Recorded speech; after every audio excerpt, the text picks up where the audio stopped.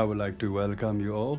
Thank you for being here and part of the audience, and also being part of our community and supporting everyone who's involved to this initiative. This initiative should have been come a bit earlier, but we have taken a bit of time to realize that could be done.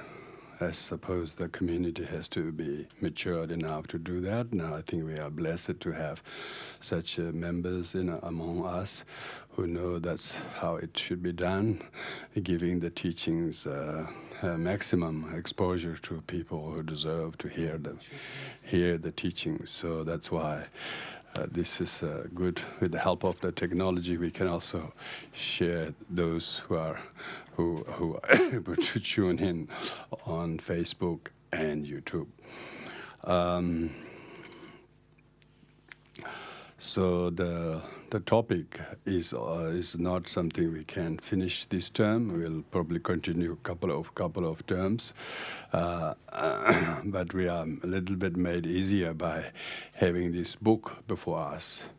This book is a result of teaching given here in Canberra by late Khenche Mi'kmaq Tsering, a very respected friend of mine, colleague of mine, much more learned and wise in the subject than me. So I was able to listen full commentary on this text from him, among many of our other students then. And then that very transcript was transcribed into a book and published on his 20th anniversary in February in India, where they celebrated that for the first time. His Holiness 41st Sakya Tenzin and Gyana Vajra Rinpoche both has published it and offered it freely. We only had to get it from India to here, so it's really great blessings. My offering to this teaching will be largely on the text itself, because this is very reliable text and it is taught directly by the very teacher. He's very erudite, very fluent in English, and one of the first Tibetan Buddhist teachers who is able to teach directly on such a text. When we had him in the 90s, he's very unknown, basically very, very unknown then. And he's probably unknown even now because he passed away in that very year. But of course, his importance of his teachings and work is not forgotten. And to honor his life and work, we are really taking great effort to go through this text. So this text is called, as the title you have. Hope you all got a copy of it. If you haven't got one, it's on there. So it's not so much in the class, but I really recommend you to read part we cover each week, because it has a lot to read. It's a very classical Buddhist text, but it's not a canonical text.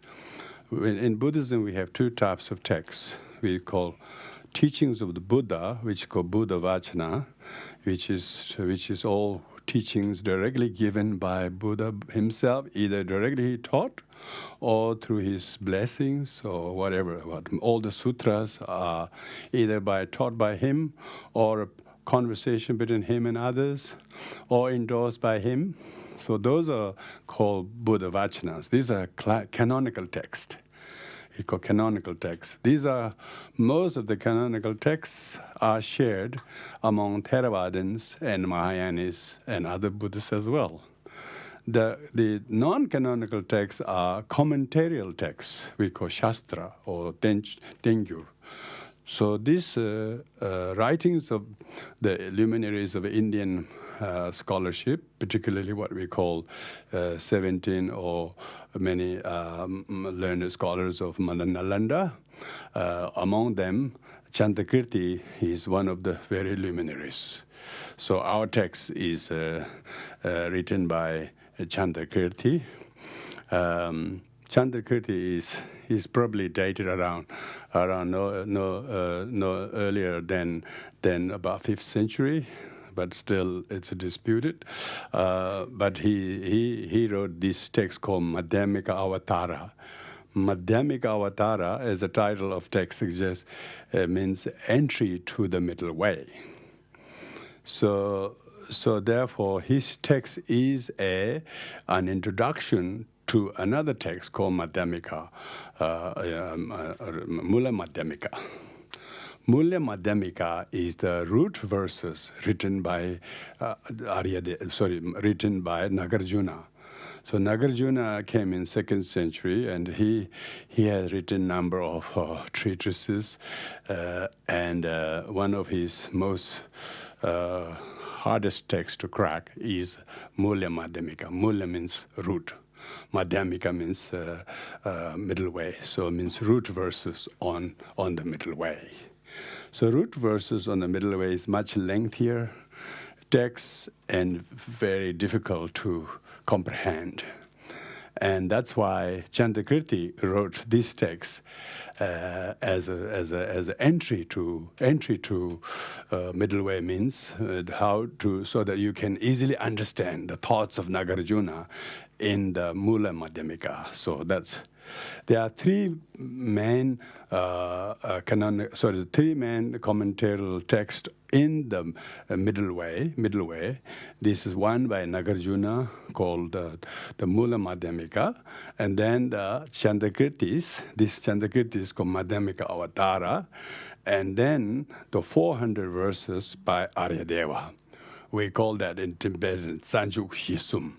Tsa means the root text on the Madhyamika. Juk means Umala Jukpa, means entry to the middle way. So that's the Madhyamika Avatara. And then the Aryadeva's text is called 400 verses, Shigyapa. His 400 verses is very meticulously arranged in 16 chapters. Each of the chapters have 25 verses, and so first part has 8 chapters, second has another 8 chapters, so 16 chapters, but has altogether 400 verses. So of these three, we are looking at the Chadrakirti's Madhyamika Avatara. So when usually they talk about the meaning of the title, the title here is Entry to the Middle Way of Nagarjuna's root text on the middle way. So doesn't mean you have to go and study the Nagarjuna's middle way, because it's pretty uncrackable. So study this. If you study this, then it might make you easier to understand the thoughts in the root text itself. The root text itself, all of these are translated nowadays into English. The root text, Nagarjuna's root, Mula Madhyamika, is translated. The most reliable translation by Professor J. Garfield. So he's translated and with a commentary. He's himself as a really religious philosopher, has a PhD and studied Buddhist philosophy as well. He's made a good translation and a commentary with it on that. So those who want to know that text, that's probably one to go for. But this particular text, Chadrakirti's commentary, is written so that people can study this first in order to get a good depth understanding of that. Because Chadrakirti's text is quite distinct in that it is not arranged according to the chapter of Nagarjuna's text, because his text has 10 chapters, and he puts these 10 chapters. Each of the 10 chapters are named after the 10 bhumis. So he puts the realization of middle way as a philosophy, but when you fathom, not just intellectually, but also realize the views, you actually can gain each of the 10 bhumis subsequently, if you meditate on that. So he therefore dedicated each chapter on one of the 10 bhumis. 10 bhumis means 10 stages of enlightenment. Whereas the Nagarjuna's, the chapters on Mula Madhyamika is not that systematically arranged as a graduated path to attain enlightenment through middle way.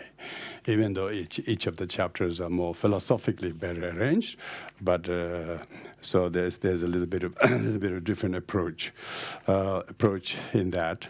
And this edition of the book incorporates the translation of Chadrakirti's root text by the Padmakara translation group's translation. So we're going to rely on that. So that translation is also put separately at the beginning of the text, as well as interspersed in the commentary. So what I will do is not read through each of the commentary, but go through each of the verse and offer whatever relevant commentary that I could do. So a little bit about Chadrakirti. Not that I know a lot about Chadrakirti. Most of the Indian religious figures are very, very elusive figures, because Indians are not really good at keeping the records very good as Chinese were, because Indians believe in everything in cycles, so it doesn't really matter. It comes around, it goes around. So they always talk about cycles. And the Tibetans are not better either, because they also copy the Indian style. So they also use the 60-year cycle, so sexagenary cycle. So sometimes when they say, oh, someone is born in the first cycle or a third year, it's like 6 centuries, you know. So dating is really, really difficult in that kind of calendrical system. Also, there are very many similar names named after the same author, and people think it's Tantrics Nagarjuna, and then the philosopher Nagarjuna, or the alchemist Nagarjuna, and people have all sorts of ways of even identifying or misidentifying with Nagarjuna for that matter. So the dating of those early Indian teachers are very problematic. We wouldn't attempt. But it is said Chadrakirti became a great commentator on the writings of Nagarjuna, because there were other teachers like Bhavavika and others who have commented on the same text, rather a little bit to the disliking of people like Chadrakirti. So Chadrakirti's root text also has auto commentary. Auto commentary means his own commentary. In the old text, they used to write a root text, usually all metered in Sanskrit. And then the same author then writes a commentary on the root text. So that's considered very valuable. Auto commentaries. Without auto commentary, most people don't know what is the thought of the author. So there is a auto commentary by Chadrakirti himself. So most students study that root text and the auto commentary first, and then there are what we call indigenous Tibetan commentaries on each of the texts, like Madhyamika Avatara.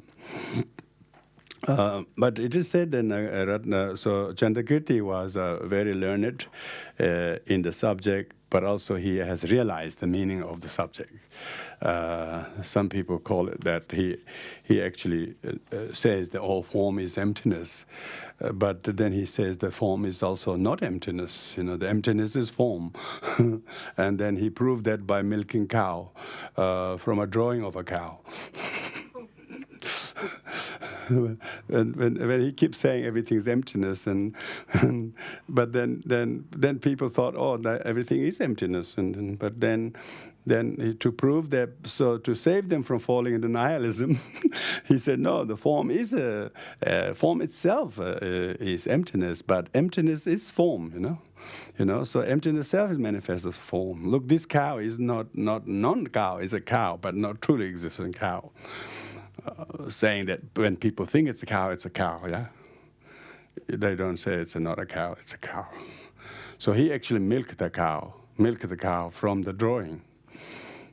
to prove that that there is many layered meaning of form and appearances. Anyway, Chadrakirti is considered to be not just a philosophical author or commentator, but a realized master. So it will become very clear from the way he presents the text. So we have the what do you call the title Madhyamika Avatara, and Tibetan we call Umala Jukpa. Uma means the middle way or middle. Umala means in the middle way, and Jukpa means how to enter, the entry into the middle way. So I mean to be able to fathom the meaning of the middle way, meaning that the reason why we have to enter into the middle way is we are not in the middle. We are falling into one of the extremes, either in externalism or nihilism. Often nihilism and sometimes eternalism, you know. So these two extremes are not just people who are philosophically minded people, but when we think this is the only way, this is right, that is wrong, that's when we are falling into extremes.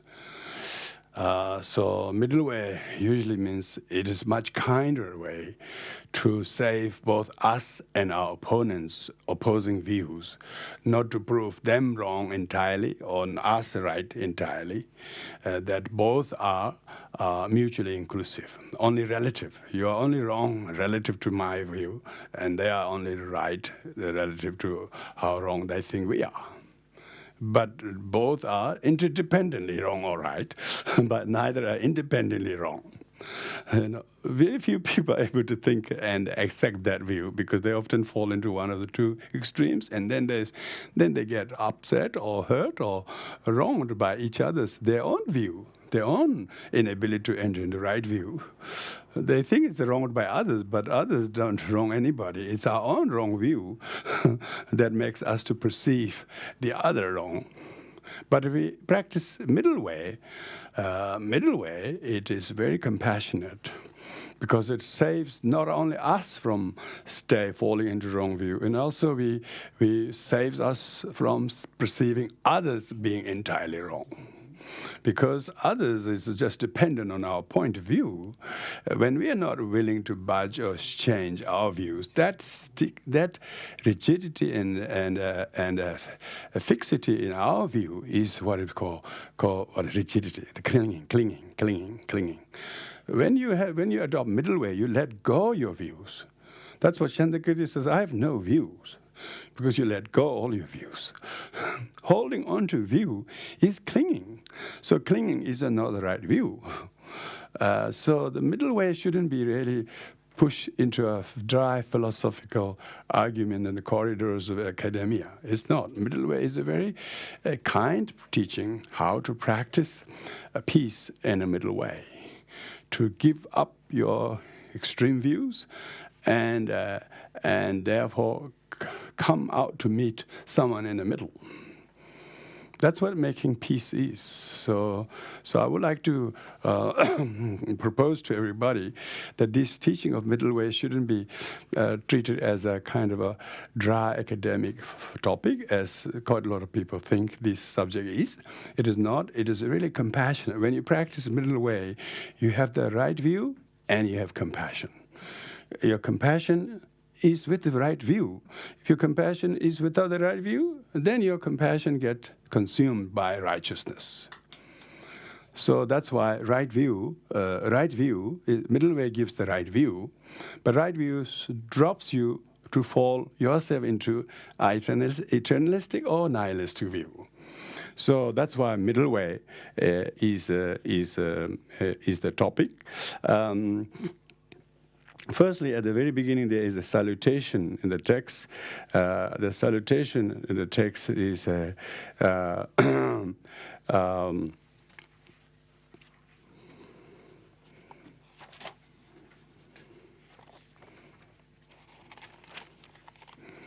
says, homage to Manjushri, Kumara, tender, glorious, and ever joyful.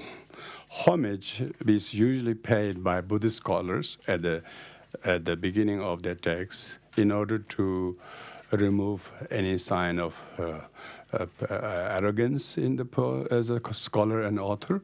If the scholar and author thinks it's their writing, their original writing, that kind of thing, they should have respect to the teacher and teachers of teachers from whom they have learned.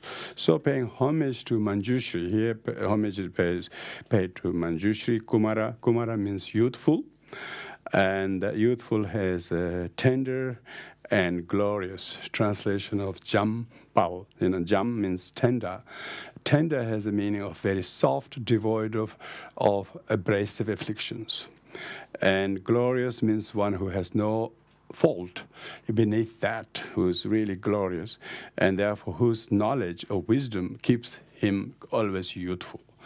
Its lack of knowledge ages us more than biological age does. So Manjushri, ever youthful, when you understand wisdom discerning emptiness, your mind and body are ever so youthful. You're not ageable by things, because you do not see them extremely falling in this or that view. When we attach to something, it can age us quickly, but when you have the wisdom to see the right view, you stay ever youthful. Yeah. So Kumara is a Sanskrit word, is ever youthful, that doesn't age, because this is not youth. This is not talking biological youth. We're talking about intellectually, emotionally. You feel very fresh and unaged.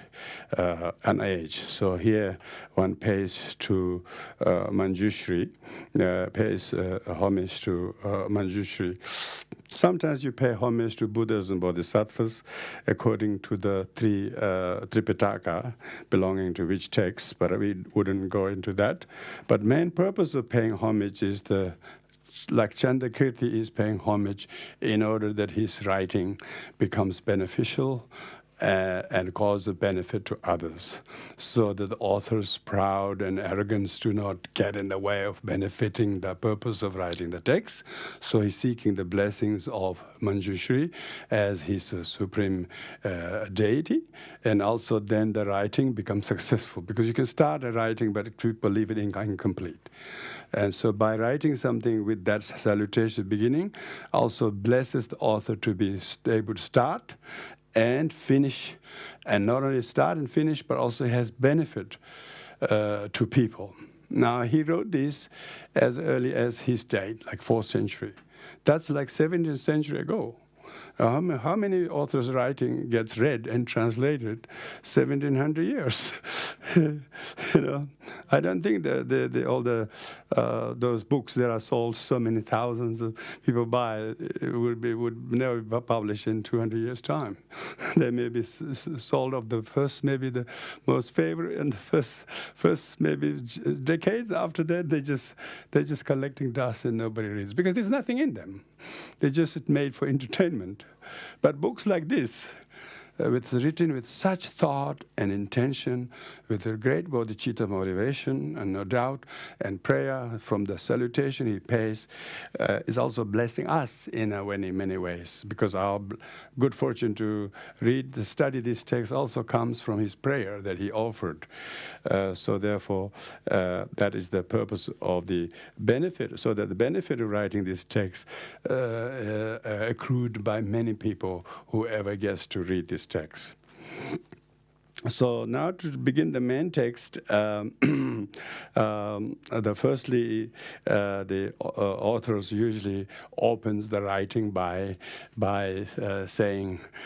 paying particular salutations or homage to particular things, not just like the Manjushri there, but it as main part of the text. So here, this first verse, the Shravakas and those halfway to Buddhahood are born from the mighty sage. And Buddhas take their birth from the Bodhisattva heroes. The compassion, non-duality, and wish for Buddhahood for others' sake are the causes of the children of the conquerors. So here, Chadrakirti says three things. He says there are three Buddhas. The three Buddhas are Shravaka Buddhas, Bodhisattva Buddhas, and perfect Buddhas. So Shravaka Buddha is what he called the halfway. You know, Shravakas are the lowest Buddhas, the lesser Buddhas, and halfway Buddha to the Buddhahood is Bodhisattvas. And the Buddhahood itself, which is the perfect Buddhahood, all of these three enlightened ones are all came from the mighty sage, means came from the Buddhahood, came from the Buddha. So he's talking about looking at what is cause of Buddhahood. So even the Shravaka Buddhahood, Bodhisattva Buddhahood, and perfectly enlightened Buddhahood all came from the enlightened one. And the Buddhas take their birth from the Bodhisattvas. Even the Buddhas themselves came from Bodhisattvas.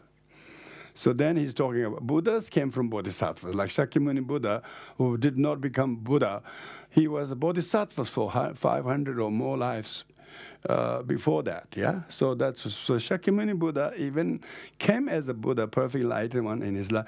Prior to that, he was Bodhisattva for many, many lifetimes. So that's what he's talking. So Buddhas came from Bodhisattvas, and compassion, non-duality, wish for Buddhahood, which is bodhicitta, are the causes of the children of conquerors. The Buddhahood came from Bodhisattvas, and Bodhisattvahood came from compassion, non-duality, and bodhicitta. So that means he's pointing out that in order to enter into the Madhyamika doctrine, one has to create these three.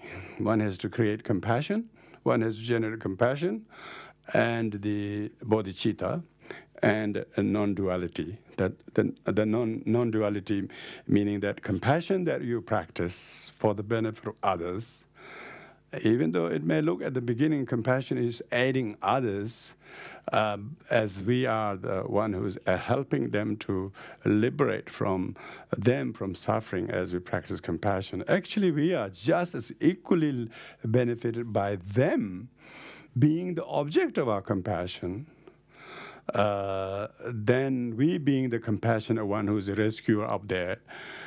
But us practicing compassion only makes us to realize bodhicitta and the non-duality of it. So therefore, without compassion, you cannot realize bodhicitta, let alone non-duality. And compassion comes from sentient beings. Compassion is generated by focusing on the sentient beings who suffer, you know.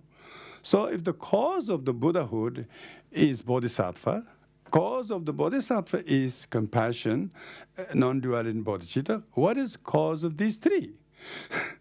What is cause of compassion? Cause of compassion is suffering sentient beings. Without suffering sentient beings, you do not generate compassion. You know, you don't generate compassion by looking at the Buddha. You generate compassion by looking at sentient beings. So the cause of our Buddhahood is therefore generating bodhicitta and non-duality and compassion. But that is to generate it to compassion is generated to sentient being. But compassion that you generate to sentient beings, although at the very beginning looks like if you're generating compassion to direct to sentient beings, hunger and thirst, and then you give food and clothes, alleviate the suffering, that may look like we are relieving their suffering, but that's only relieving from the sentient being directed sufferings. But that's not relieving them from samsara, you know. So to be able to relieve sentient beings from samsara, you have to develop a compassion of what we call non-objectified compassion, which means the very, very object and subject and compassion we practice are inseparable. The compassionate person, compassionate object are both mutually inclusive, you know. You can't practice compassion at the exclusion of objects. So it is the object that is actually the benefactor of your compassion. Suffering of sentient beings is the benefactor of your compassion. So your compassion arises by us giving rise to compassion, not because sentient being suffers. It's not the lack of sentient beings suffering is few. It's the lack of those who give empathy to the suffering of sentient beings are inadequate. But when we give rise to compassion, it is giving rise to compassion based on the suffering of sentient beings that gives birth to Bodhisattva. Yeah? So they're talking about the causal chain of Buddhahood. They say there's a small Buddha, middle Buddha, and a big Buddha as Arhat, Arhat and Bodhisattva and fully enlightened one. So in this text, in the Mahayana, generally they call 3 Buddhas. 3 levels of Buddhas, Sarvaka Buddha, Bodhisattva Buddha, and also perfect Buddha. And each of these 3 Buddhas are generated from being a Bodhisattva. So by taking up the role of Bodhisattva, that empowers you to then develop compassion to sentient beings. And if you develop compassion to sentient beings, it is through this benefit of generating compassion to sentient beings that your actual compassion is boosted. And then you develop compassion is just merely relieving them from some small sufferings. But real cause of their enlightenment is bodhicitta. So through compassion, then you give rise to enlightenment thought, because enlightenment thought is the one which makes others to be established on the enlightenment. So you have to attain Buddhahood. To attain Buddhahood, you have to develop bodhicitta. To develop bodhicitta, you have to have compassion. To develop compassion, you have to have develop that with sentient beings. So all the different levels of the 3 Buddhas all came from this compassion, non-duality, and bodhicitta. So that's the first meaning of the first verse. The reason for this is what is Chadrakirti doing is he's indirectly paying homage to compassion, which is the cause of the Bodhisattvahood and Buddhahood. So if you're paying homage to the cause, you're of course paying homage to the result, yeah? So even when we go to pay homage to Buddha statues, we don't pay homage to the material because it is so beautiful, or color that is so very, very shiny, or the workmanship that is also your culture, like a Tibetan might like the Tibetan design or like that. We are not paying homage because of the artistry. We might like the artistic value of it, but overall reason we pay is because what the Buddha image represents, isn't it? So it's the compassionate one. The lotus and all these things just symbolize his mind is unsoiled by the samsara in which the lotus flower grows. So therefore, Buddha's infinite compassion and wisdom we pay homage to. So that's why here, Chadrakirti indirectly is paying homage to the Buddhas and all the 3 Buddhas and Arhat Bodhisattvas. But he's actually bringing attention of the readers to the cause of Buddhahood, which is compassion and bodhicitta, and of course the non-duality. And then he goes to explain in the second verse of Buddhahood's abundant crop, because he likens that as cultivation of Buddhahood as a crop. Of Buddhahood, abundant crop, compassion is the seed. So he likens the compassion is the seed of the crop. It is likewise moisture bringing increase and is said to ripen the state of lasting happiness. Therefore, to begin with, I celebrate compassion. So he is paying homage, he's celebrating compassion, the compassion of the Buddha. Because compassion, Buddha, that now we honor as a ripened crops, was actually once upon a time a seed of compassion. That seed of compassion was not left dry. Yeah? Because the compassion without being feeling to the sentient beings, like the seed without coming into condition of the earth, soil and the water doesn't grow, let alone become a crop. Likewise, a compassion which is not cultivated does not give rise. So the seed that gives rise in connection with the moisture, it's like the moisture. Moisture is the loving kindness. When you have loving kindness towards sentient beings, then you feel their sufferings as if that was your suffering. So you have the ability to have empathy of the suffering of others as if you were in their shoes, you know. So when we stop being ourselves and start to think of the other in our mind, then we develop the moisture. It's just that he likens that as moisture. It's like a moisture bringing that therefore the seed does not stay dry in the jar, but when it is met with the soil, and then the water and the soil and the air and everything therefore give moisture, the moisture therefore breaks down the seed, you know. Seed becomes almost like seedless. Yeah, seed has to become unseed. When seed has given up its status, selflessness. So that's what it's. Compassion is a selfless. By the moisture of empathy and loving kindness towards others, it is the seed of compassion is now conditioned. Like the seed in the jar is now conditioned to grow when it's met with the condition of soil and fertile soil, water and air, and like that. And then the seed now grows. It is to ripen. So the seed we don't produce the seed to become one seed. We seed to produce many crops. So therefore, in order that seed doesn't stay one finite thing, it will multiply maybe 50 or 100-fold more. So it ripens a state of lasting happiness. So therefore, the compassion of the Buddha is worthy of honoring and celebrate. When he celebrate means celebrate is very modern translation. In the old text we say we salute compassion. So we salute compassion because they're paying homage to compassion. They say if you pay homage to the seed, you're paying homage to the result. Yeah. So therefore. This probably should help us. Next time we see a Buddha, we should see, oh, Buddha is an embodiment of compassion. Usually when the explanation says why we pay homage to Buddha, because Buddha has 3 qualities. We say these 3 qualities are omniscience, compassion, and power. Omniscient is because he knows everything as they are, as well as they appear relative level, as ultimately they are.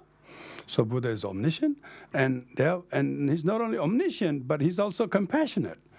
He's compassionate and omniscient, has taught sentient beings how to recognize cause for happiness, how to recognize cause of suffering as cause of happiness, cause of suffering. Sentient beings can't even distinguish that. So his knowledge of knowing cause of suffering is greed, hatred, ignorance. And cause of happiness is no greed, no hatred, no ignorance. Yeah.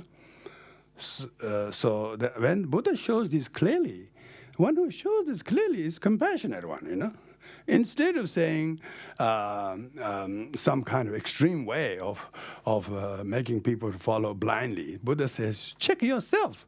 What is the cause of suffering and what is the cause of happiness? This is as far as I know, but don't accept just because I say so.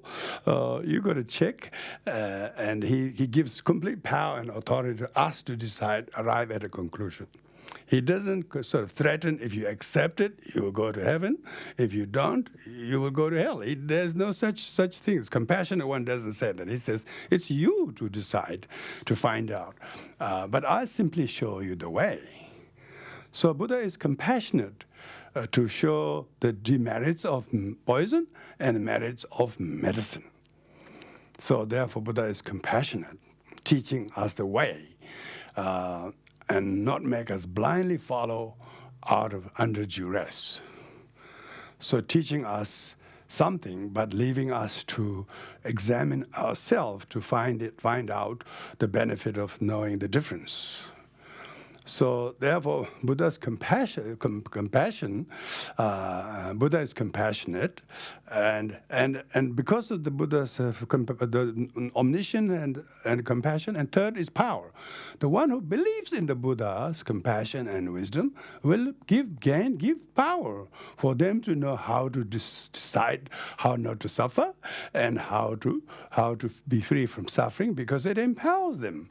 It almost gives them the power to not to be in an uninformed way as in the past, but become very fully informed, have a totally power to control one's mind and thoughts, knowing what that matters to be controlled, no longer saying and thinking as outside things are causing me trouble.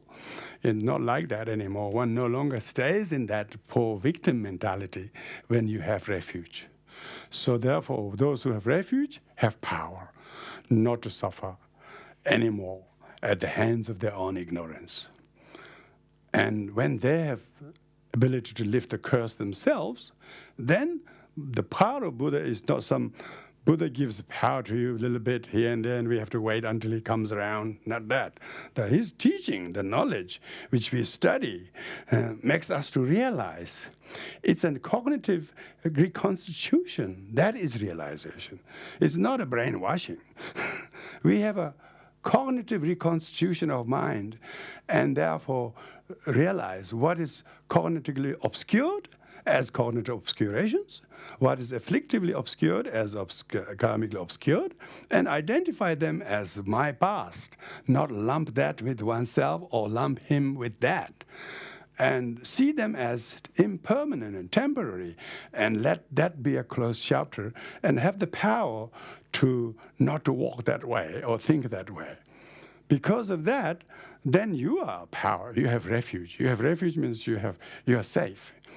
You're safe from yourself thinking, pointing finger at outside or your past. That's the safety. You're not saved by Buddha by not having to face your karma of the past. Not like that. Buddha cannot prevent anybody from suffering their consequences. Buddha wouldn't discriminate who should or shouldn't suffer. That's not Buddha. Those who lend the ear to the Buddha and heed to it, of course, they will find refuge in solace quickly. And that's the power we're talking about. That's why we take refuge. We take refuge in the Triple Gem. Refuge meaning we reconstitute our mind to the positive. And when we do that by relying on the Buddha and his Dharma and the Sangha, we call them relative refuge. But ultimate refuge is ourselves have to realize that mere mumbling of the refuge formula would not suffice. So that's why we have to realize, develop compassion to ourselves. We have to first make the seed of compassion not stay in the jar, but create condition to moisturize, to develop empathy to ourselves or to others, and not have the ill will or wrong views towards each other, but start to develop the moisture of empathy and compassion, and change one's crooked wrong views, and then slowly bring some moisture of understanding. And this will then break the seed, become soft, and just become like a bean sprout. Before it was a bean, then it become bean sprout. It is broken up and it has changed, and so we become soft. And when we are softened, it's this the attitudinal shift is dharma. It's called tameness. You're tamed from within. You don't have any abrasiveness in your thought or mind or language. That's what we were saying about the tender, glorious, ever youthful Manjushri, unaged by these rough thoughts, and made young and strong, brighter by this wisdom. So hence, Chadrakirti rejoices all the Buddhas, and he sees all the crops of Buddha. Where did they come from? Shakyamuni Buddha, so revered, millions of his images, his statues, how he's honored and around the world is enormous. How did he reach that height of veneration? Not only then, in the same same century when he got enlightened, but even after 2,600 years, it's even more revered. Where did this crop, where this pinnacle, ever-shining pinnacle Buddhahood was sparkled, It's when they realize compassion. Compassion. So when you have that understanding, we celebrate the compassionate qualities of the Buddha. And we too have that compassion. And we only can moisturize the compassion by working with sentient beings and shifting our attitude, changing our views, and then develop the moisture and warmth. And it says then it ripens the friendship. Then it becomes what looks like a strange or stranger or adverse-looking person, but by our being able to drop the wrong views, bad thoughts, then it shifts. Then it develops the warmth between us and them, and then we can develop our enmity get dropped, and we develop this warmth. This warmth then develops the dry seed to break down and grow into a crop. This second verse is often quoted, debated in the monasteries, that whether we should venerate our Buddha image or whether we should venerate a compassion. And then when people say venerate compassion, but why venerate compassion? Why not venerate sentient beings? Because you can't give rise to compassion without sentient beings. And so therefore they say, why you have to seek Buddha out there when you have sentient beings who deserve for you to practice compassion too. And so the challenge therefore is how to not keep our seed in the jar, but bring that. So that's how you enter, how you take the steps. So this is very much a training of the Bodhisattva on the first bhumi. First level of bhumi is try to, but the person who has not entered the path, we call Kansa Lama Choedak. Kansa Lama Choedak means a person who has not made bother to enter into the path. It means who hasn't taken up the compassion as a main yoga. Compassion as a compassion yoga. We can call it compassion yoga. Mahayana is a compassion yoga. Even Theravada teachers emphasize the very beginning and renunciation, all of that. Ultimately, they also pointing towards how to develop loving kindness and compassion. They all do that same way, different ways, but for the same purpose. And indirectly, we will notice that. Even if you meditate, even you observe all strict discipline by the books of Vinaya, so what? They say, if you do not turn compassionate. Kamala Shila says that too. He says, why people practice so much asceticism, strict vows, but not have compassion? And so if they would just try to please some gods or religious figures by living by the books, that's one purpose. But main purpose of all the teaching is to make us to learn one and only Dharma. And that one and only Dharma is great compassion. An amazing thing about that great compassion has to come to meet by condition, by working with sentient beings, only the compassion gives rise to. Compassion grows only when you cultivate compassion and get rid of ill will and enmity. Even your all other disciplines observe, but if your compassion has no sign of warming up towards sentient beings, then that's not the cause of Buddhahood. That's just cause of asceticism for the sake of asceticism. That's the extreme. That's the Buddha himself thought was one of the extremes of self-mortification. There are plenty of those in the past, during Buddha's time, even today. There are a lot of people who are practicing self-mortification as religious service, but have no actual focus on compassion. And it took great effort to try to show the way, that the actual way is to develop compassion. Even people teach calm abiding or special insight, there's the main purpose is to guide people to develop compassion, to develop compassion and bodhicitta. Only then one is taking the first step to enter the path. And path generally, and particularly in the middle way. Because this is about entering into the middle way. Entering in the middle way is try to follow the way that leads to the crops of liberation. So to get the crops of liberation, you cannot just get a big land, but you got the right seed. You can have a very big field, but haven't got any seed. What's you gonna grow? So if you haven't got the right seed to grow, what's the point of having a big empty field? So getting this compassion being completely clearly recognized as the quintessence of the teaching. Shantideva says that, this is like the butter churned out of whole Dharma.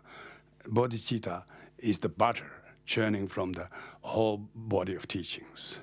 So here Chadrakirti highlights in this second verse that the point of achieving crops of Buddhahood is culminated by practicing this correct seed, that is compassion.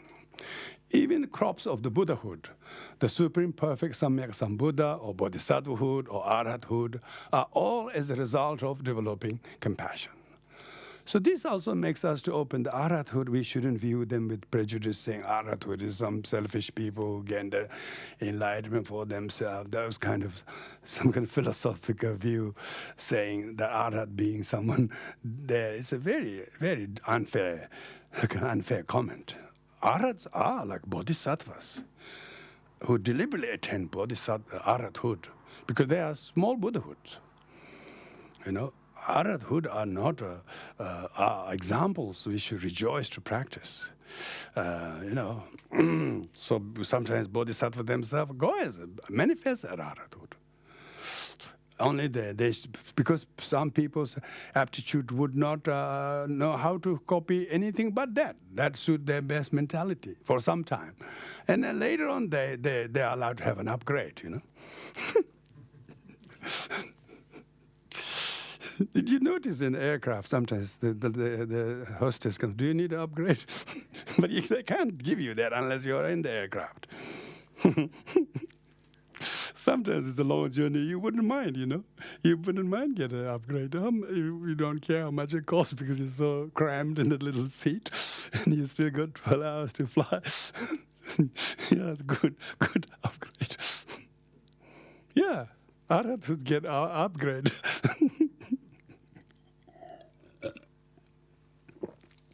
Some people think this is non-upgradable, but I don't. I think you can buy the flexible ticket. If you buy the flexible ticket, you can upgrade. Yeah, beings are like the moon in the rippling water,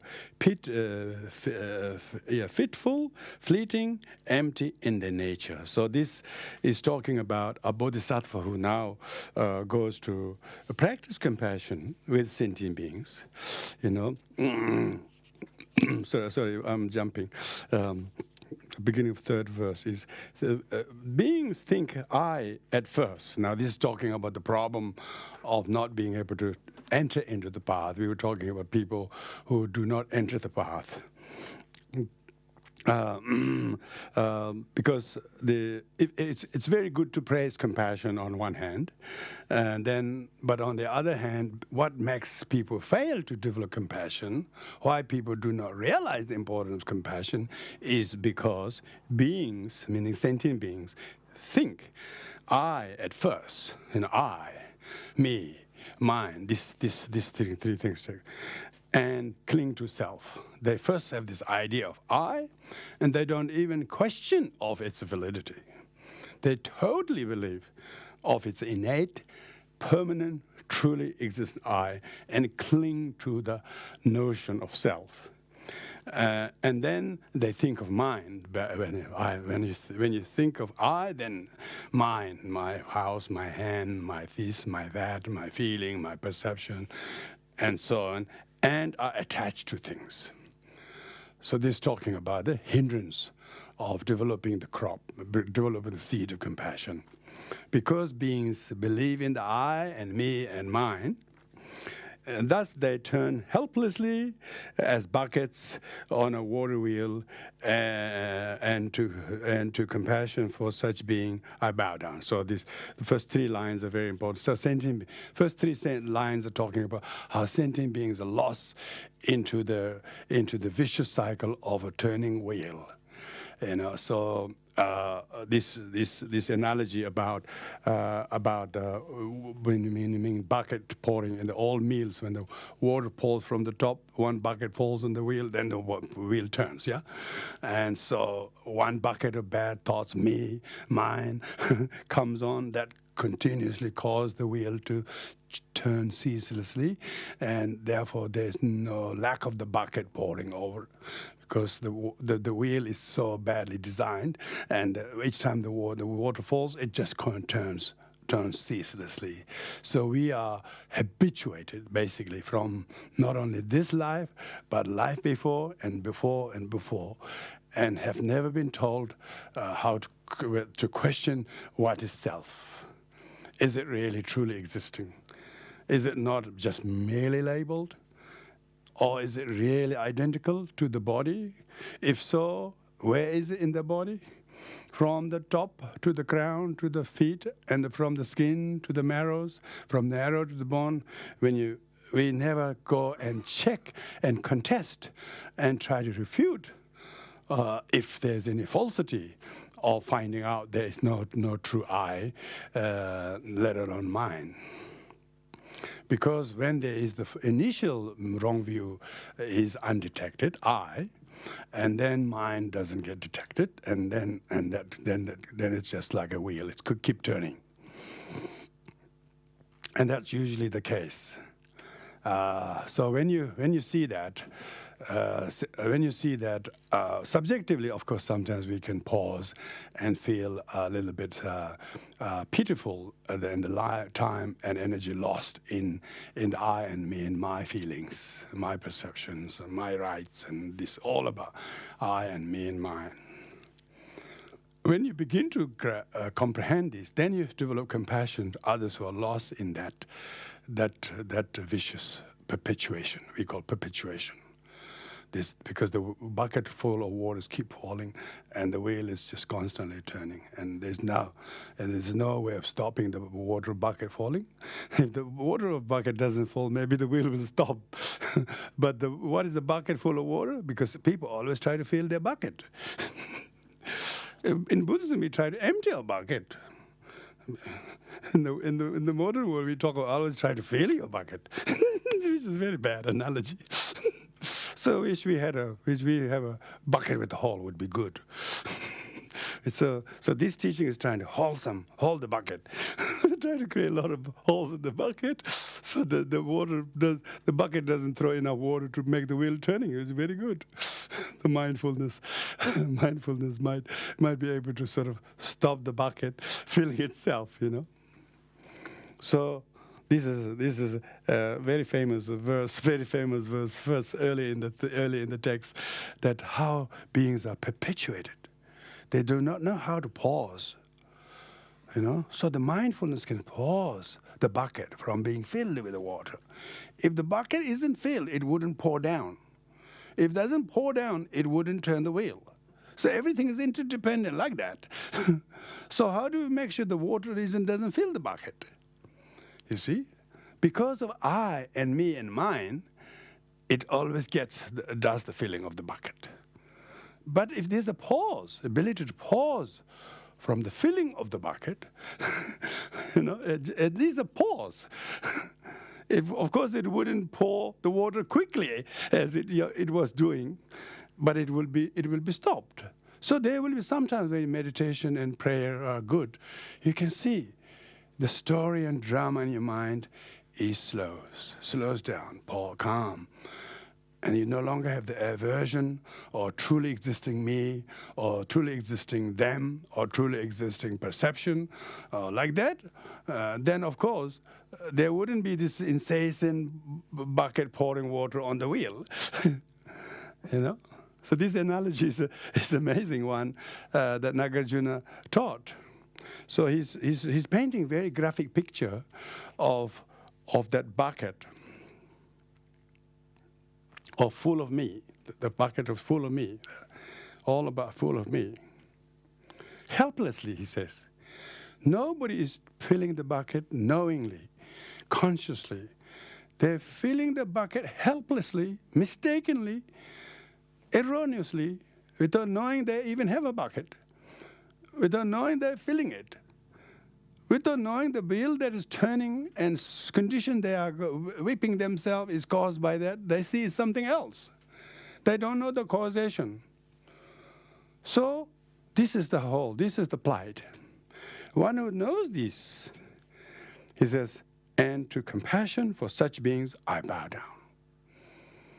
So beings do not know that. You have to have only compassion. They don't know the damn thing. They don't know the mechanics of suffering. They don't know the psychology of suffering. They know the physics of suffering. They don't want suffering, even slightest one. But they don't know the mechanics of it, and so they don't know what is cause, what is effect. So one who shows compassion to the ignorance of sentient beings for unconsciousness, I pay homage. So Shantideva is cheerfully meditating that how sentient beings are unable to enter the middle way. How could they enter the middle way? When you consciously enter middle way, you have to be woken up partially, intellectually at least. Otherwise, you are constantly in that vicious cycle of blaming and naming and pointing finger at others and each other, and then that's just neither of them doing anything because they're completely unaware what they're doing is wrong. And helplessly they're doing this. So all sentient beings have one mistake, that's ignorance. They don't know. So when you know sentient beings don't know what they're doing, then you have compassion for they don't know. Even in conventional law, there's whether the person did willfully, intentionally, or did accidentally.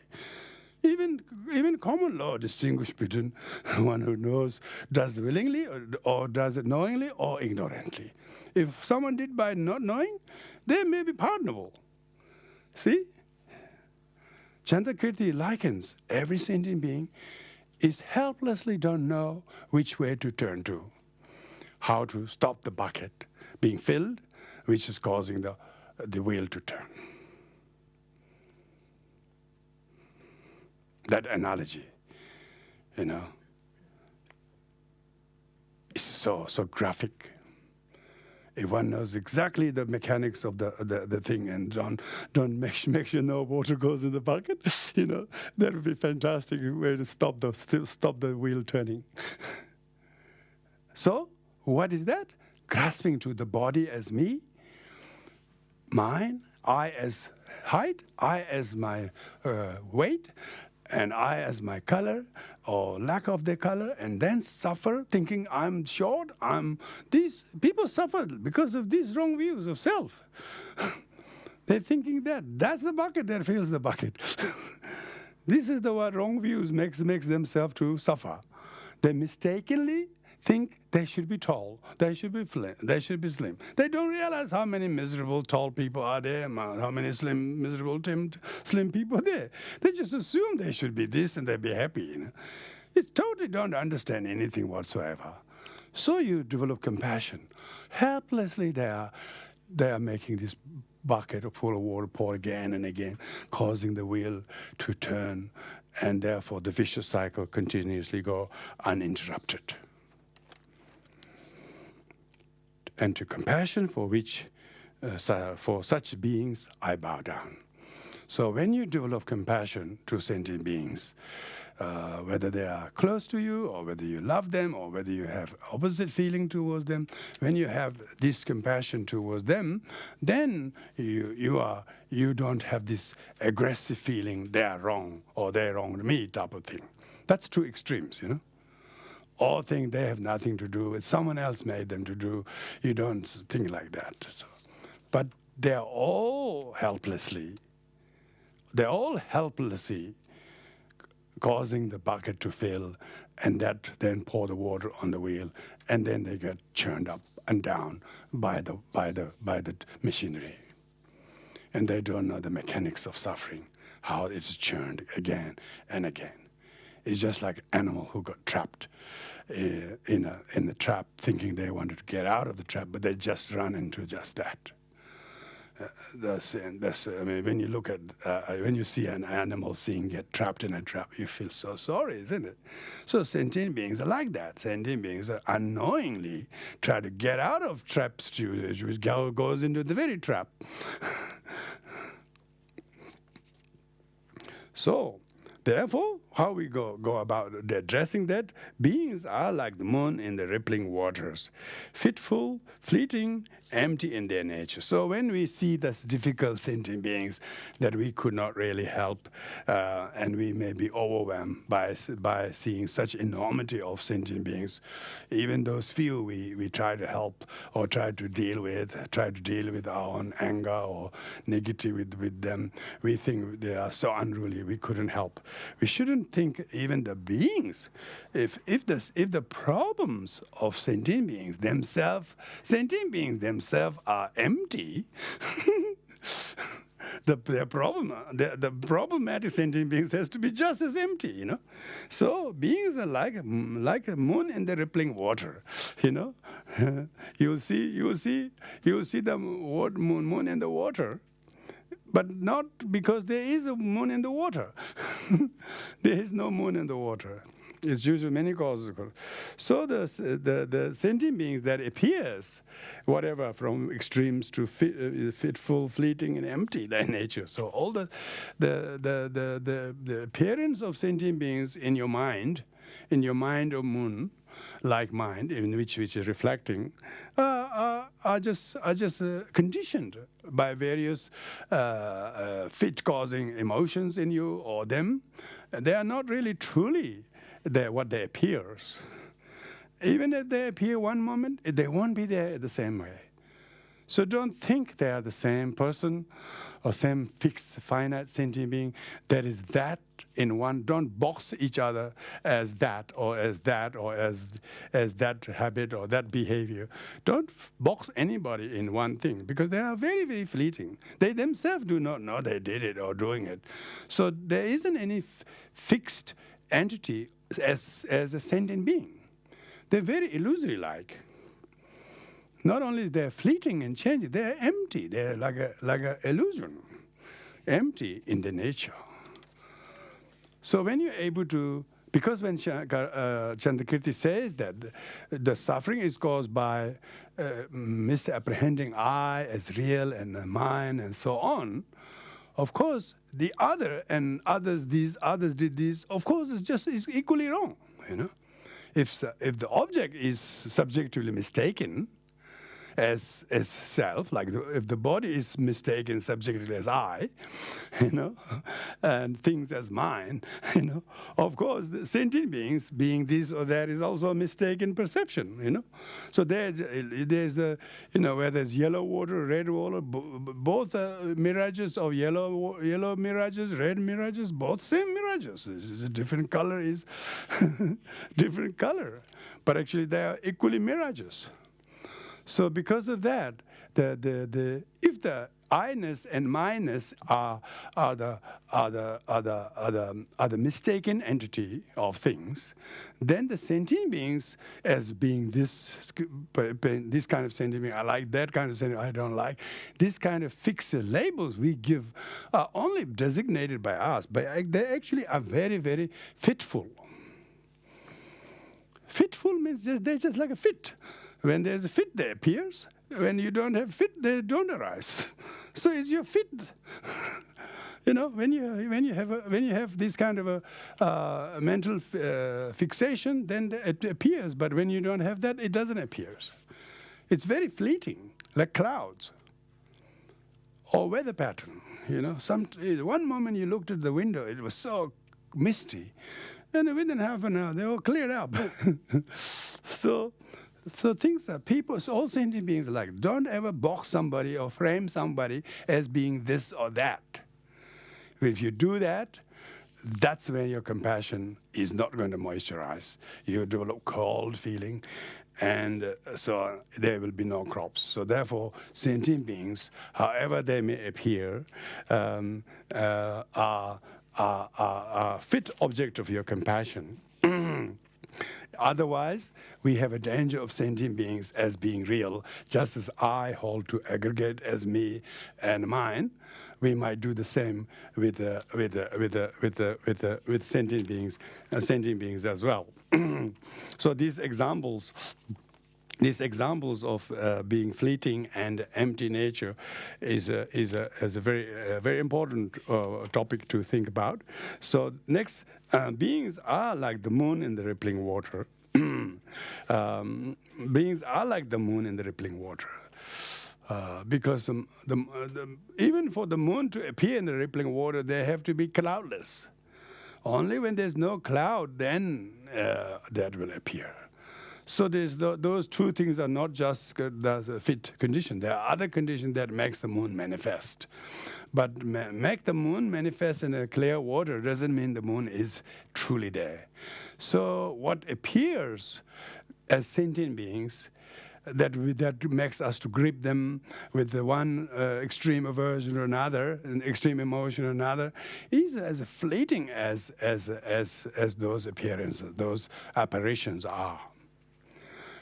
When you are able to do that, then you will not apprehend them as I and me and mine or aggregate. When you're able to do that, then of course you'll be able to perceive them as what they truly are, without making. So this first 3.5 verses is more like a opening remark of the text before going into the first chapter. The first chapter is actually chapter on generosity. It's a chapter itself is on generosity, because they say if you practice perfect generosity, you achieve the first bhumi. That's why it's called supreme joy. Bodhisattvas see them thus and yearn to set them free. So a bodhisattva who has given rise to compassion sees sentient beings as fleeting and lacking the true nature, and therefore do not see them as fixed entities. Then the bodhisattva do not get fatigued or troubled by sentient beings. Most of the bodhisattvas are in the meditative state of seeing them as illusion and mirages. But they themselves give compassion to those, like constantly turning the bucket full of water onto the wheel, under the turning machinery. They helplessly they're doing that. Alas, what a pity they are doing this. So bodhisattvas, for the sake of other sentient beings, they have this compassion for who they see are helpless. For themselves are always in meditative state. They're seeing them as illusory and fleeting nature. But they do not become sort of absent, unconnected with sentient beings, because they're still moisturizing with loving kindness. So they're not sort of cold, kind of very impersonal feeling. Bodhisattvas have to show the warmth and empathy, and they call joy or sympathetic joy, loving kindness compared. They have to practice that however remote it is. So Bodhisattva is never remotely they're not too remote to be available. Bodhisattvas are always, like the sun is always shining. We think it's not shining here, but it's all wrong orientation. Sun is still shining somewhere.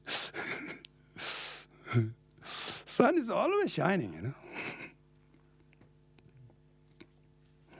It's only when we are exposed to the right condition, then we feel the heat of the sun and temperature of the sun. But when we are disoriented, we don't receive the sun. So Bodhisattvas is always in that meditative state of themselves abiding in nirvana, but not attached to nirvana, because they are still connected with sentient being, with the compassion. With the compassion. Bodhisattvas see them as thus. Bodhisattvas see them as thus always, There are no times the Bodhisattvas see them differently. That's why they do not see them literally as truly existing. They cannot harm Bodhisattvas. Bodhisattvas can stay in that state of mind without impeded by anything, unless they are not yet fully developed Bodhisattvas. Not fully developed Bodhisattvas will lapse. As both practitioner on path of accumulation, as most of us, we will often lapse up and down. Sometimes we peak, and then sometimes we lapse, because we haven't quite reached the irreversible stage. But Bodhisattvas themselves always see them in the fleeting, illusory nature of sentient beings, not as some fixed, truly existing things. But yet they see them as those who don't know that yet, therefore helplessly suffering as they do. So therefore Bodhisattvas are compassionately engaged, but wisdom point of view, not tainted by any kind of attachment to sentient beings as real, and what they did as real. Neither of them are truly existing. Yearn to set them free. Yeah. Therefore, Bodhisattva has every wish to set them free by their own continuation of bodhicitta, both relative and ultimate bodhicitta, because they have reasonable ultimate bodhicitta, because that's why their relative bodhicitta is never impedable. Their relative bodhicitta cannot be lapsed. Yeah, they are yearn to set free. It's the beginner bodhisattvas whose yearning or wish comes and goes and peaks and then just enough goes flat. Bodhisattvas always, even in dream, even in sleep, they don't forget sentient beings. I don't think Bodhisattvas ever sleeps, but if they sleep, they still don't. They sleep for the benefit of sentient beings. So Bodhisattvas have no time. They are not doing for the sake of sentient beings. So we yearn to set them free. Their wisdom is beneath compassion's power. Yeah, this is very important. The compassion and wisdom of Bodhisattvas are integrated. Wisdom is beneath. I mean, the wisdom of discerning lack of inherent existence. Things are beneath. They don't treat sentient beings as non-existing things for the sake of sentient beings. For the sake of sentient beings, they have to moisturize.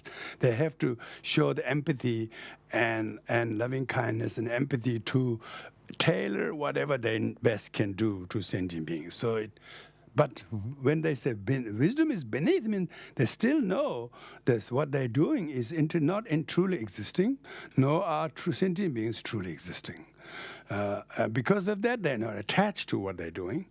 But therefore, their compassion's power is even more powerful, because their compassion is not fatigable, not exhaustible, because their compassion is, the real compassion they give is not which relieves and sufferings sentient beings from suffering. Real thing that relieves sentient beings is through their own realization of it. So Bodhisattvas don't say, I don't think I can help anybody. Looks like it was a hard afternoon. They don't say that. Bodhisattvas never believe they liberate any sentient being, because they don't truly exist. Ultimately, they don't truly exist. So how would they ultimately take into credit, say whether they did or didn't? I mean, they said, so ultimately, Bodhisattva says wisdom is beneath the compassion's power. So their compassion is not reducible or disempowerable by lack of ability to help sentient beings.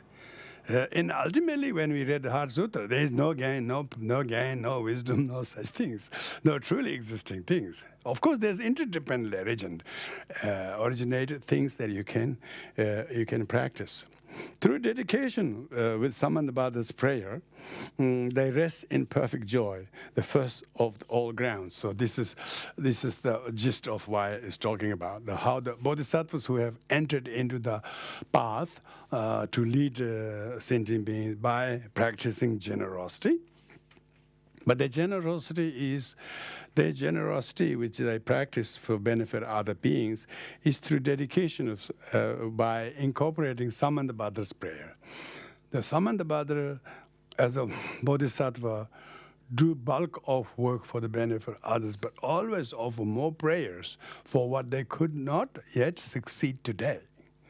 So they don't dismiss what they couldn't do as something to be left and ignored, saying it's empty or something. No, they still offer prayers where they're left unfinished with certain sentient beings. They can come and pick up the pieces next time, next life. So bodhisattvas don't try to unrealistically expect themselves or others to think this is the only last life to get it fixed and done, if not too late. No, bodhisattvas always say there's another life, and therefore bodhisattvas have, for many eons, however long many eons takes, they will still offer prayers where they're left unfinished. Samandabhada's prayer, they do so by paying homage, they do so by making offerings, they do so by confession. Bodhisattvas still confess in their daily practices. So conventionally, they do not think of themselves as above regular. They still see the need for them to act like a bodhisattva, emulating the example of Samandabhadra. Samandabhadra's 63-verse prayer, very famous one, which they do during prayer festivals, is filled with all these amazing aspirations. So bodhisattvas are very down to earth. What they couldn't do, they don't give it up. They put it on the prayer list for the next term to continue, next life to continue. And they don't expect neither themselves or others to be someone who has to be perfectionist, to get it right, everything now. If they are true disciples, they shouldn't fail top of the no. Bodhisattvas always never give up on any task or any sentient being just because things aren't going well. But they always put in a prayer list. So that next life, next opportunity, one will be able to revisit. And this is the most generous. The perfect joy comes from their heart that couldn't be disheartened. They always offer prayers. They're never saying, "Oh, I did everything, I'm so happy." But whatever I didn't succeed, I'll offer prayer to come back and revisit. And then, therefore, they haven't given up, have they? So they haven't lost bodhicitta, have they? No, because they are enlivening bodhicitta by this dedication of merits. And this is how they will slowly claim the first bhumi, the first ground. First ground, first bhumi.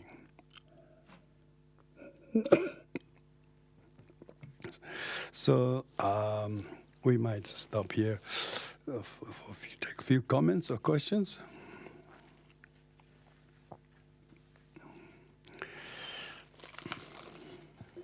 Hi there, can you hear me in there? Yes. Hi Rinpoche, I do have a question from Paul from YouTube. Yeah. He asks about rejoicing. What is its purpose? How does rejoicing benefit? Is it an indirect way to awaken compassion? Yes. Yes, rejoicing is gratitude. Gratitude empowers us to recollect the good of someone, opposite of the resentment.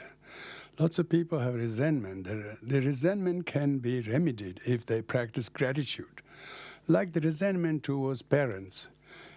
the reason they have resentment is because they fail to spend doing rejoicing and develop gratitude to parents all the good they have done. If they start create an inventory of all the good things they can rejoice, recollect of the parents or someone, or their life, when they develop gratitude, then gratitude can quickly sort of remedy all the things that one was unhappy about, as if it looks very mean and very unnecessary. So when the mind is very mean, it cannot feel gratitude or rejoicing. Rejoicing is a very wholesome virtue because it overcomes jealousy, it overcomes self-loathing, self-doubt, low self-esteem, competitiveness, and are unable to accept other people's happiness and rejoice in them is because we can't feel happy for the other. But some people's goodness, we are happy, we rejoice them because we're biased to them. But we can really practice gratitude and rejoicing. It can prevent sadness and depression. Rejoicing, by the way, in Samandabhada's prayer is one of the 7 limbs, 7 limbs. It's a limb. It's one of the 7 limbs without which we couldn't travel on the path to enlightenment. When people have no rejoicing, they have a lot of sadness and grief. And they're usually angry about themselves or about someone, let alone rejoicing their life and their mother or their kindness and the other good things in their life. So gratitude in Buddhism is one of the high on the list of virtue. When Buddhism talks about 6 recollection, one of the recollection is parents. They say recollection of the parents makes you to remember how old they are, how many years they spent doing amazing heavy lifting for our well-being, and they got old. And it completely empowers us to be able to feel gratitude to our parents. When we feel gratitude to our parents, even those few grievances we have are completely forgivable. We have the moral and intellectual authority to forgive them. Some people want to forgive somebody, but they don't have the power to forgive.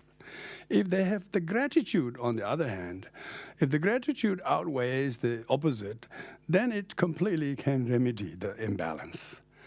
And then one feels so powerful to be able to get rid of this resentment, get rid of this selfishness that didn't allow us to recover our memory of gratitude. So when you regain, you can reconnect love. You have power to love your mother again because you can remember her kindness, which you have instead forgotten for whatever. So the recollection of the parent is one of the amazing virtuous things, because then it empowers us to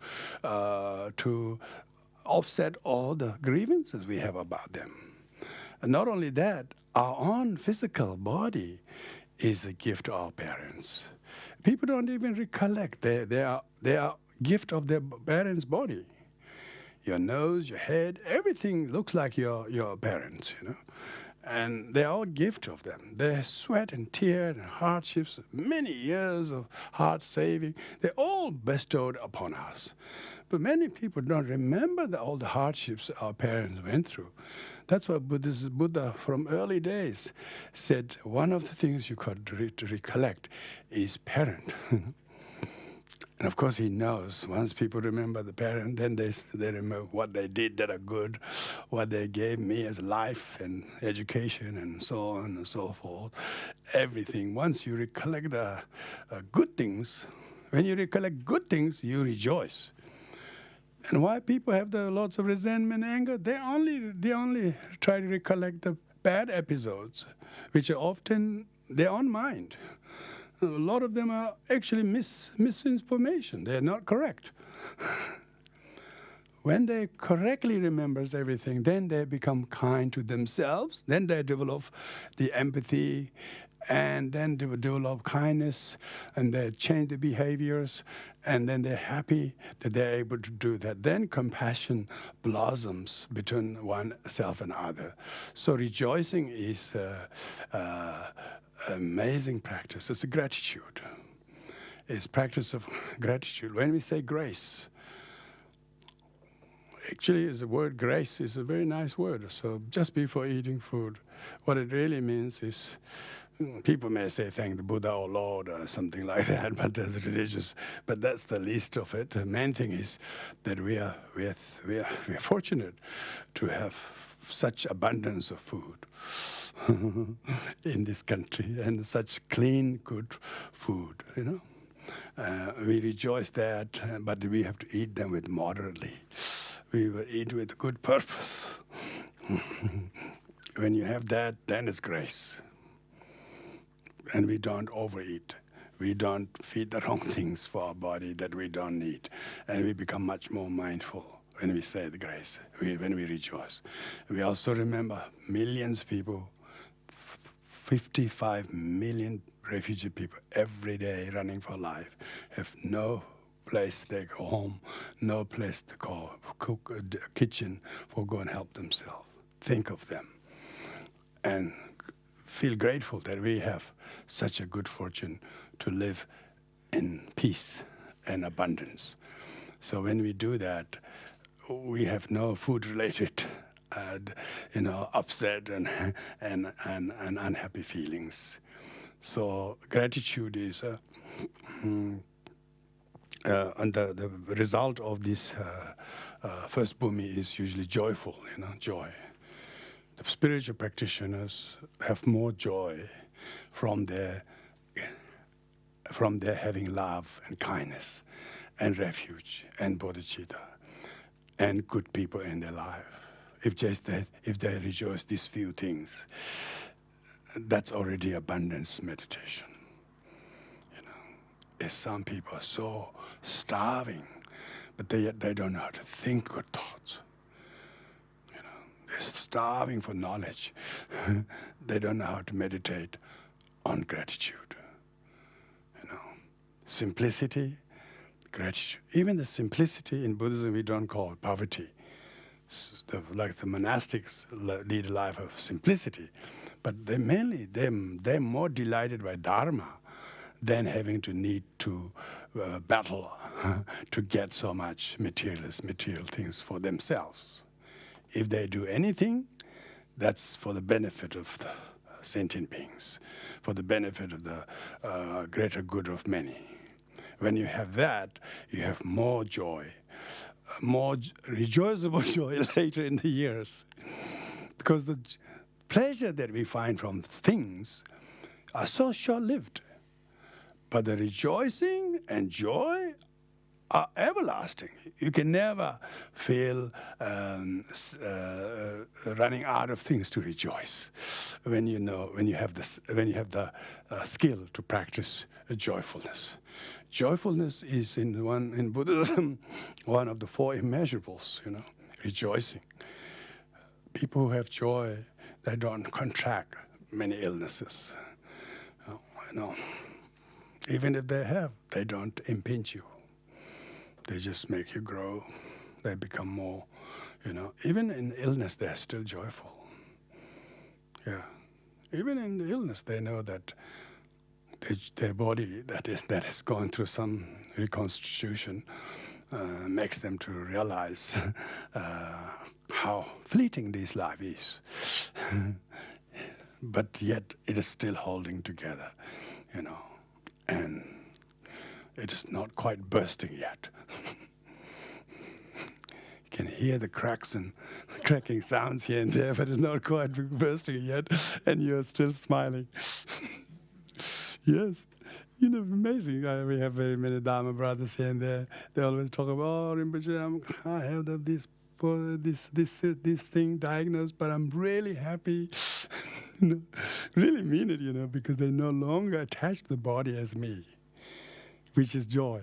They still know that they have the Dharma to think of that, and life as just an illusion. And you've seen so many; it's not just yours one. And because of that, they no longer have the same fear and attachment to the body that they previously may have had. Why? They have joy of wisdom that props them up, and not make them feel frightened by sign of whatever the case might be, because life is fleeting. It's constantly shifting and changing, and it's not just to us. This happened so many times before, so it's an old story. And a practitioner is delighted by how many years we have basically managed to not escape but still stay alive. So one can die consciously and delightful and dignified way when you have joy of Dharma, when you have rejoice of meeting the Dharma, your life you can never blame life being too short. The shortness of life itself is a teaching, remember? So why not celebrate the teaching? Before it was a theory, here you're seeing it. So that's why many practitioners die in a very amazing way. Why they're able to die in grace, with such peace and tranquility and maybe spectacular blessings. Why? Because they're not frightened. They're not clinging to the aggregate as me and mine. And for them, the body is just a emptiness of a form. And you have seen your body changing many times. It definitely have no trace of the past body that it was. In fact, that what it is now looks like a even more an authenticator of what you're not. Because of that, person who passed away has no sadness, has just joy of not attached, and have no anguish to think the body is me, because it is not. It is composite. It is now decomposing. In a composite, decomposing is pretty obvious, And now you don't put things in the compost that are not composite.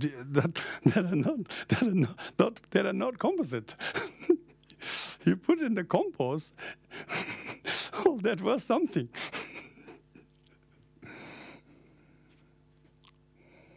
Organic, everything's constantly changing. Thank you for that question. We have another question here, Rinpoche. Okay, that will be the last one. Last one? Okay.